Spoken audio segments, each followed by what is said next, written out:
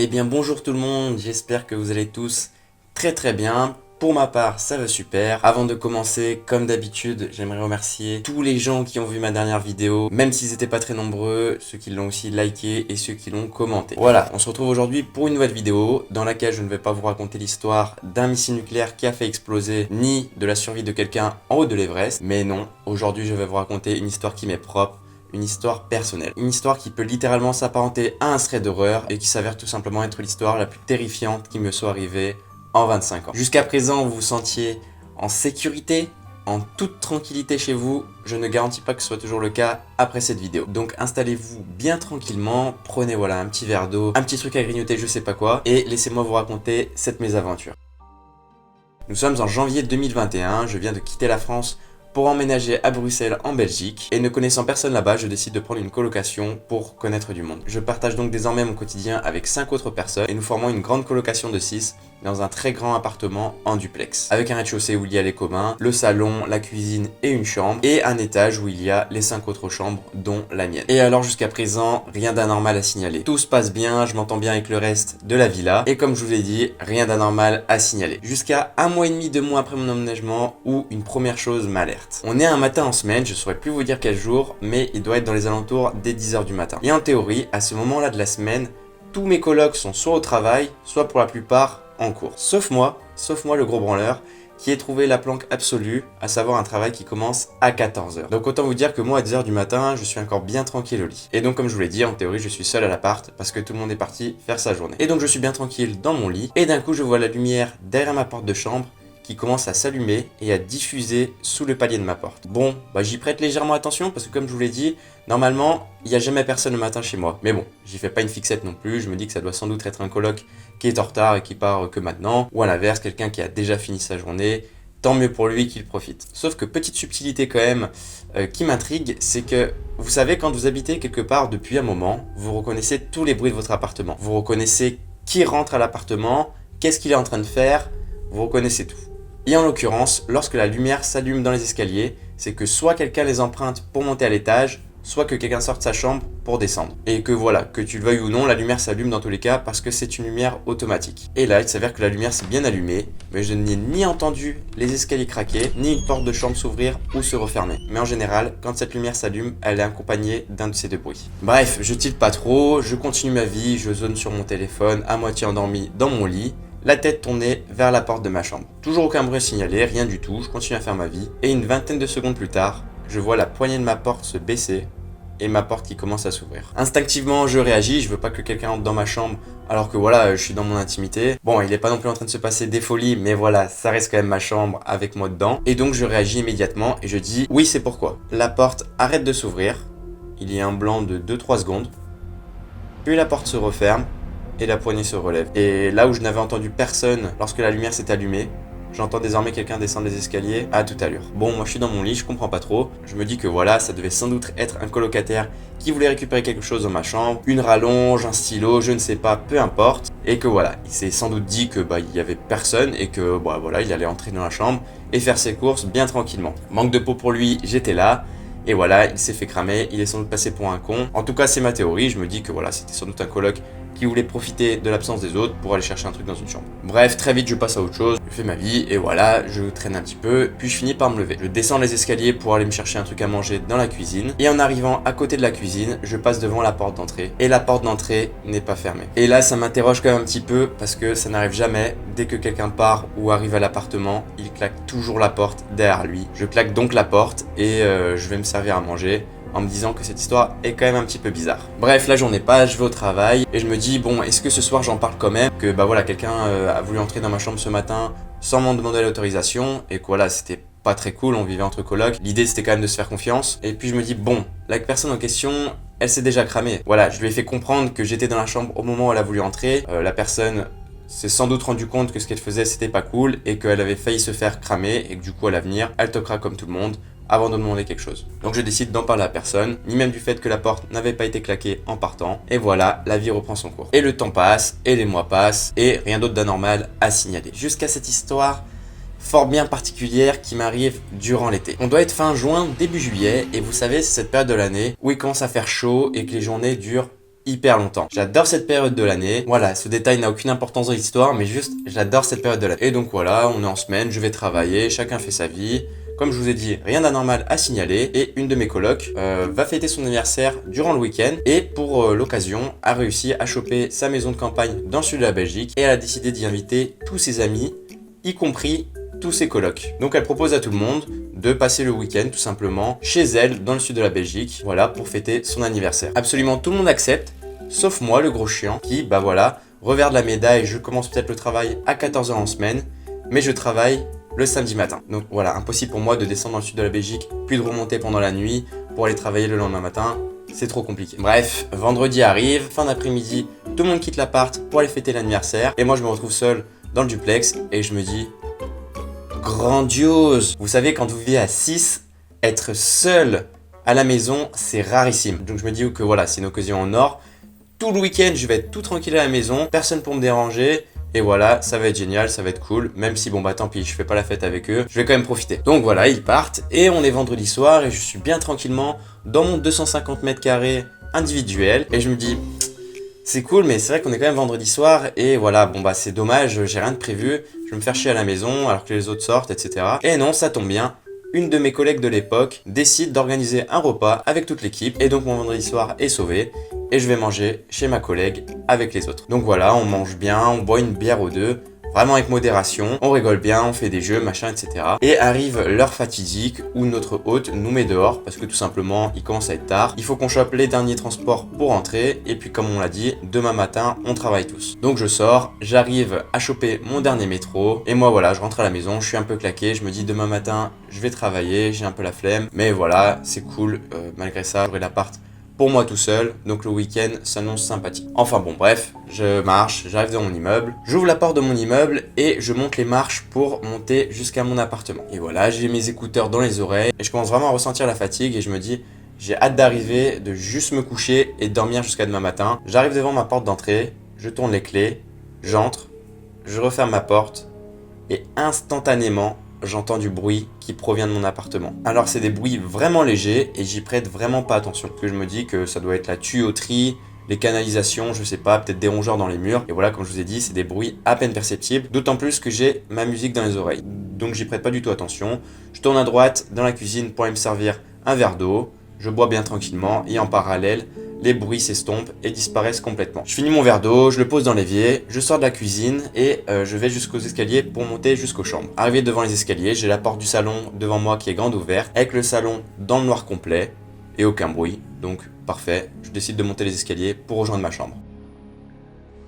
J'arrive dans ma chambre, je traîne un peu, je range 2-3 trucs, alors que je suis claqué, mais bon, peu importe, je le fais quand même. Et puis je me dis, bon bah allez, on va quand même aller se brosser les dents, puis on va aller se coucher. Donc je récupère ma brosse à dents, mon dentifrice, et je redescends pour aller me laver les dents. Et en fait, pour que vous compreniez bien, la salle de bain se trouve à la croisée des chemins entre les chambres du haut et le rez-de-chaussée. C'est-à-dire que quand vous êtes en bas, à côté du salon, et que vous montez les escaliers pour aller jusqu'aux chambres, vous arrivez à un moment sur un palier où il y aura la salle de bain. Et si vous voulez continuer jusqu'aux chambres, et bien vous avez un autre escalier de l'autre côté qui continue à monter jusqu'aux chambres. Et donc je commence à me brosser les dents bien tranquillement, la porte de la salle de bain grande ouverte, torse nu, je m'en fous, y a personne. Et donc je suis bien tranquillement en train de me laver les dents. Et là, les bruits que j'avais entendus au moment où j'étais entré dans l'appartement reprennent. Encore une fois, j'y prête pas attention, je me dis que c'est des bruits d'appartement, les canalisations ou je ne sais quoi. Et donc je continue à me brosser les dents. Sauf que cette fois-ci, les bruits durent un peu plus longtemps et finissent par s'amplifier. Et alors que je suis en train de me brosser les dents en accordant de plus en plus de mon attention à ces bruits, je crois voir bouger quelque chose dans ma vision périphérique droite. Je tourne la tête vers la droite et en bas des escaliers, je vois la tête de quelqu'un dans l'entrebâillement de la porte qui me regarde comme ça, accroché au cadran de la porte.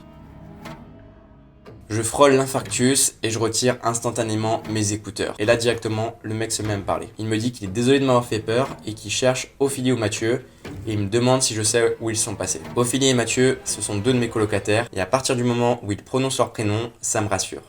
Je me dis ok, c'est pas un illustre inconnu, ils les connaissent, c'est peut-être l'un de leurs amis et que l'un des deux lui a laissé ses clés pour qu'il dorme, je sais pas, dans le salon parce que voilà, il avait une galère. C'est déjà arrivé par le passé, mais quand ça arrive, tout le monde prévient la coloc que bah voilà, un ami vient dormir en bas. Sauf que voilà, cette théorie bien réconfortante va vite voler en éclats. Donc je lui réponds que bah non, ni Ophélie ni Mathieu sont là, d'ailleurs ni personne, parce qu'ils sont tous partis dans le sud de la Belgique pour fêter un anniversaire. Et en disant cette phrase, je prends conscience de ma connerie. Premièrement, je lui laisse comprendre qu'il n'y a que moi à l'appartement là tout de suite maintenant. Et que deuxièmement, si ça avait vraiment été un des potes de Ophélie ou Mathieu, et bah il aurait pas besoin de me poser la question, il saurait très bien de lui-même qu'ils ne sont pas à l'appart. Le gars me regarde, il me dit « Ah d'accord, je suis juste le voisin d'en face, voilà, je voulais pas t'inquiéter, je vérifiais juste que tout allait bien, je te souhaite une bonne soirée, je m'en vais. » Le mec part, j'entends la porte de mon appartement s'ouvrir, puis se refermer. Moi je suis là dans la salle de bain, je récupère ma brosse à dents et je me dis « Qu'est-ce qui vient de se passer ?» Tous les bruits que j'avais entendus depuis que j'étais entré dans mon appartement, il y a une dizaine de minutes, c'était en fait un mec qui était caché dans l'appartement,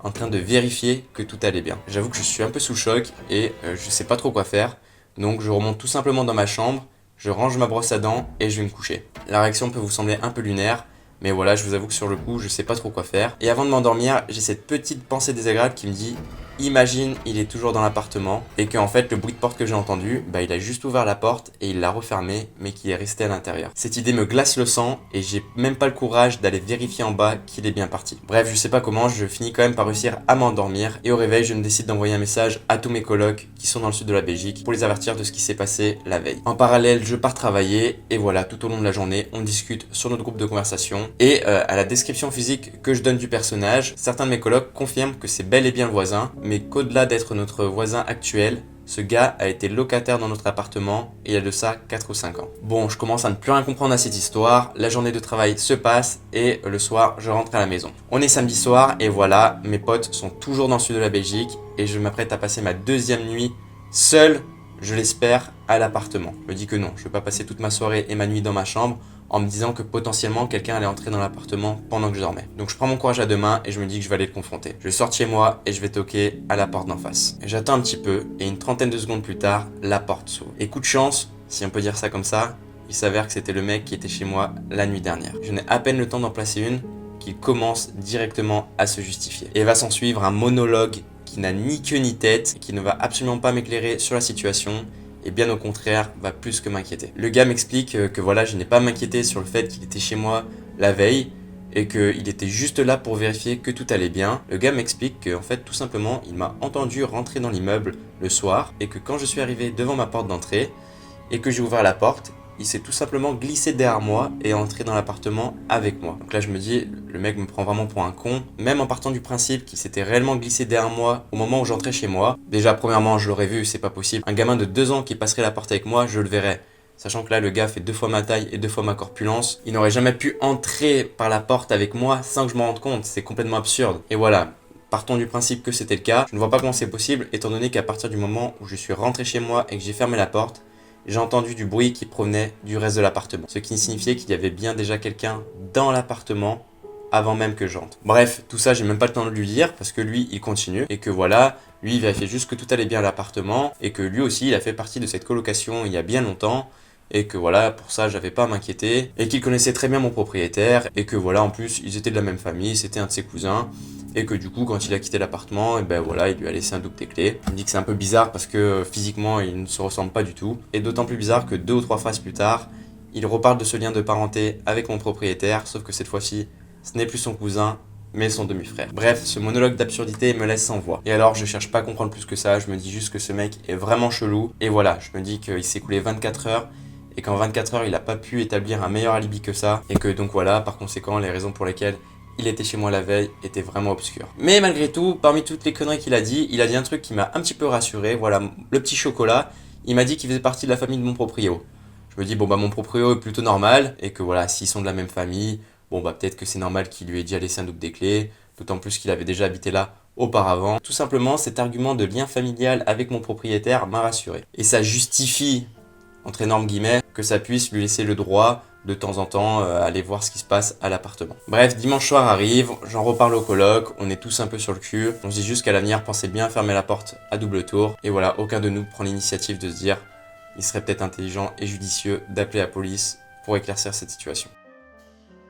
Enfin bref, la nouvelle semaine commence, je dors très mal la nuit, je me réveille aussitôt qu'il y a un bruit dans l'appartement ou que la lumière des escaliers s'allume. La semaine est longue et on arrive vendredi soir. Nickel, cette fois-ci c'est le vrai week-end parce que le lendemain je travaille pas. Mais petit aspect négatif quand même, ce vendredi soir je n'ai absolument rien de prévu. Et il est quand même l'heure de manger, j'ai la dalle et voilà, super vendredi soir, je me décide d'aller bouffer au tacos tout seul. Soirée du vendredi catastrophique, mais en bon ex-lyonnais, un tacos, ça fait toujours plaisir. Je sors de chez moi et je trouve un kebab dans le quartier. Comme je vous l'ai dit, c'est rare que je le fasse, mais en général, quand je commande, je prends à emporter et je vais manger chez moi, voilà, vu que j'habite à 2 pâtés de maison. Et là, encore un truc que je fais jamais, je me dis, ouais, en vrai, j'ai rien à faire à la maison, autant se poser là et manger tranquillement sur place. Donc là, le mec m'apporte mon cher tacos et je mange bien tranquillement, en traînant un peu sur mon tel. J'appelle un pote et étonnamment je vois pas le temps passer et je regarde mon téléphone, il est 23h, 23h30. Je me dis ok, je vais quand même peut-être pas passer la nuit ici, donc voilà, je me lève, je vais régler, je sors et je rentre chez moi. J'arrive en bas de mon immeuble, je check mes poches et misère, j'ai oublié mes clés. Ça aussi ça n'arrive absolument jamais, mais pas d'inquiétude, je me dis voilà, j'ai quand même la chance de vivre avec 5 colocataires, on est vendredi soir, il y en aura bien un à la maison qui sera réveillé et qui voilà, va pouvoir venir m'ouvrir. Donc je sors mon téléphone, j'appelle tous mes colocs un par un, pas un seul ne me répond. Je me dis c'est pas possible, vous allez pas me dire qu'ils sont déjà tous en train de dormir ou tous à droite à gauche sans batterie ou quoi. Malheureusement l'interphone de l'immeuble ne marchait pas non plus donc je pouvais pas sonner. Et donc il est 23h30 minuit et je me dis ben merde qu'est-ce que je vais faire quoi, je vais quand même pas dormir dehors. Et là il me vient une idée, je me dis bah j'ai le numéro du proprio, je vais tout simplement l'appeler et voir s'il a pas une solution pour moi. Voilà, je sais qu'il habite aussi à Bruxelles, peut-être qu'il a un double des clés à me dépanner, j'irai jusqu'à chez lui, il me donnera les clés. Et comme ça, je pourrais rentrer chez moi. J'appelle mon proprio et enfin un peu de chance, ça décroche. Je lui dis bon bah bonsoir monsieur, désolé de vous appeler à cette heure, mais voilà j'ai une galère, j'ai malheureusement oublié les clés à la maison. Et bah voilà, j'appelle tous mes colocs, mais personne ne me répond et donc je suis coincé dehors. Et donc je lui demande s'il n'est pas possible qu'il me fournisse un double des clés. Il me dit bah écoute Johan, je suis bien embarrassé pour toi, mais malheureusement là je suis pas sur Bruxelles, donc je vais rien pouvoir faire pour t'aider. Essaie peut-être d'appeler tes colocs ou je sais pas, essaie de trouver une alternative pour dormir ailleurs, parce que voilà, moi malheureusement je vais pas pouvoir t'aider. Et je lui dis que bah malheureusement j'ai beau essayer, personne décroche et que voilà, j'ai pas vraiment d'autre endroit où dormir. Et en disant ça, j'ai en même temps un éclair de génie dans ma tête. Je me dis ah mais oui, mais c'est vrai que notre cher ami qui était chez moi la semaine dernière fait partie de la famille de ce propriétaire que j'ai au téléphone. Et que ce mec en question a en plus les clés de mon appartement. Et donc là, toujours au téléphone, je dis écoutez monsieur, sinon j'ai une idée. Bon, bah l'interphone ne fonctionne pas, donc je peux pas sonner chez lui. Mais vous, est-ce que vous pourriez me donner le numéro de téléphone du voisin? Voilà, comme ça, moi je l'appelle.